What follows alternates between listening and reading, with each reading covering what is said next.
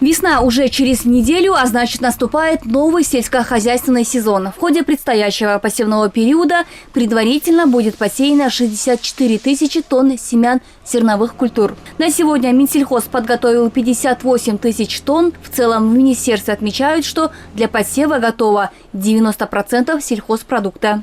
А по остальным культурам семена готовы почти 100%. Кроме этого, с государственной поддержкой мы даем из зерновых культур дотации 30%.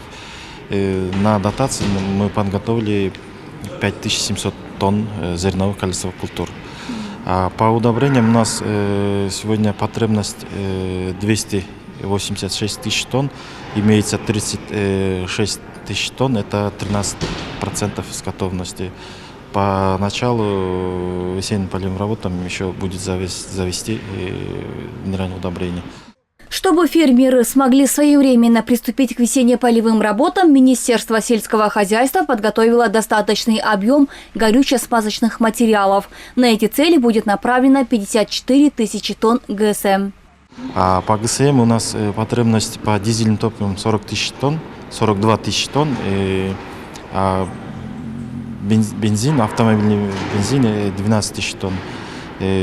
По информациям нефтетрейдерам, сегодня этот объем у нас имеется.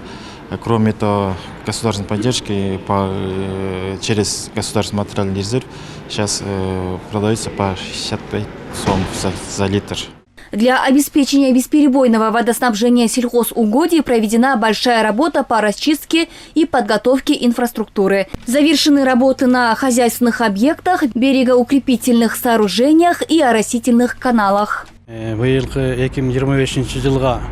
К весенне-полевым работам подготовка началась еще в прошлом году. Отремонтировано 626 километров хозяйственных каналов, из них 33 километра забетонированы, 500 километров механически расчищены. Отремонтировано еще 596 гидротехнических сооружений и 115 насосных станций. 225 насосных агрегатов были обновлены. На 1484 километрах установлены системы капельного орошения. На текущий год у нас большие планы. Работа будет по улучшению ирригационных систем продолжена. В этом году государство выделяет нам 1 миллиард 800 миллионов сомов. Для поддержки фермеров государство предусмотрело выдачу льготных кредитов. Финансирование будет осуществляться через банки. Дихкане смогут получить необходимые финансовые средства на выгодных условиях. Ожидается, что такие меры не только снизят финансовую нагрузку на аграриев, но и положительно скажутся на урожайности и развитии сельского хозяйства в целом.